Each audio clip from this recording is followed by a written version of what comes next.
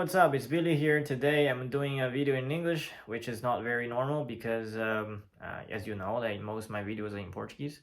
I just want to document, maybe a little bit of how my English has changed from time to time because I English is my second language, which I first started back in when I was preschool, and then in China, people speak English as their learning it as a second language. Also, I did, and I moved to the U.S. When I was high school. It was a time when I adopted more of an American accent. First, I was in California. Later on, I lived in New York. And then, because most of my friends were Americans, and so I kind of improved a lot of my English speaking through the years living there. But later on, after I graduated, I left the US. I moved to Brazil for 4 years, more or less. And by then, I started focusing more on learning different languages. So like Spanish, like Portuguese, French later on, and I started using less and less English. And I then, on a daily basis, I work as a freelance English language teacher. So a lot of the time, I'm teaching Chinese. I actually do not have a lot of a chance to speak in English. Unless like when I travel to some other countries, as you know, I am a polyglot, so I speak many languages. I guess sometimes get very excited speaking languages other than English or Chinese because for me, I feel like, English, Chinese, they're getting to be such a easy languages for me in a way that, is not exotic enough. Like, if I meet someone, I try to speak other languages that I don't actually have a better grasp at it, but that was that. And so after a few years living in Brazil, actually I improved to some extent. I actually improved my English vocabulary through Portuguese because this is surprising because the more I know Portuguese, the more I realized, a lot of the Portuguese difficult words were having a lot of similarity with the English counterparts. But those words are not that used. For example, physiognomy, right? So like appearance or something. In English also there is a equivalent word, but in Portuguese it's physiognomia. So it kind of improved my vocab in that sense, but I actually didn't have a chance to practice speaking that much as I was living in the US. Then I moved to, but it didn't affect too much of my accent, in Brazil, because I didn't go to school there or anything. I was just working and traveling and stuff, so it wasn't that bad. When I moved to Italy last year, in 2021, I was busy improving my Italian skills as well, and so again, I was kind of neglecting the practice of English.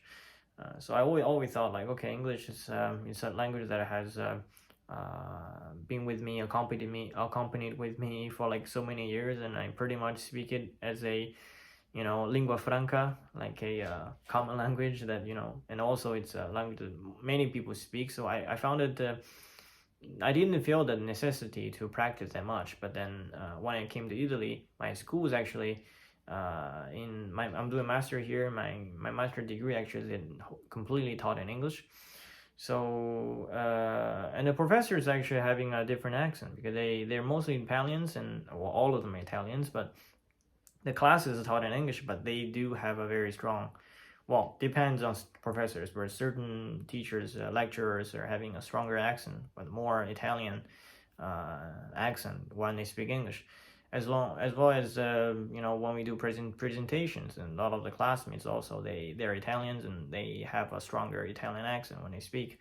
So it comes to the point where when my English gets better, when my Italians get better, I tend to speak Italian as much as I can to my Italian classmates.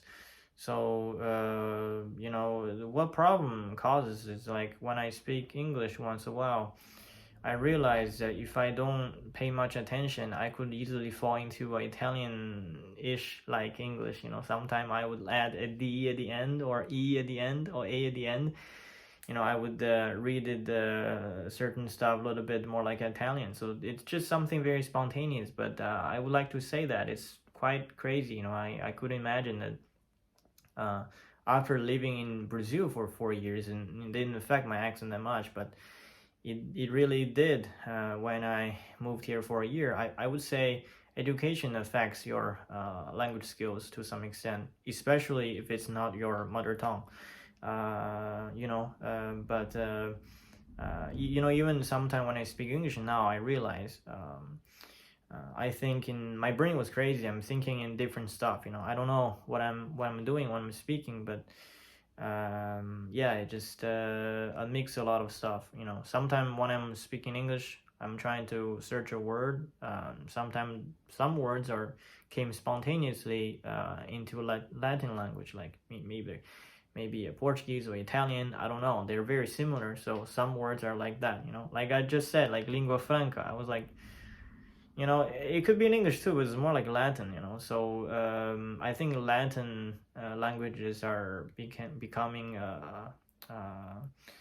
more stronger that way in terms of my language skills in general. It's just something very unbelievable, And I hang out with friends and I try to speak, practice, the languages, as much language as I can. So like, if someone can speak English, it's something very normal, especially living in Europe. There are a lot of foreigners, people from different countries. If I know someone's like mother tongue or the language that they speak, which I speak other than English, I would be more than happy to practice that language.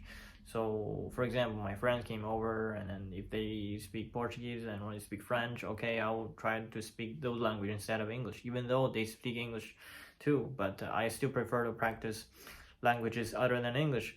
The consequence is like when I talk to people who can only speak English, I speak English, but for some reason, deep in my mind, I don't know why, beneath it, I just feel like the urge of speaking another language other than English. So I don't know if it's a good or bad habit, but this is getting me from time to time. So maybe that kind of prevents me from practicing more English or speaking more English.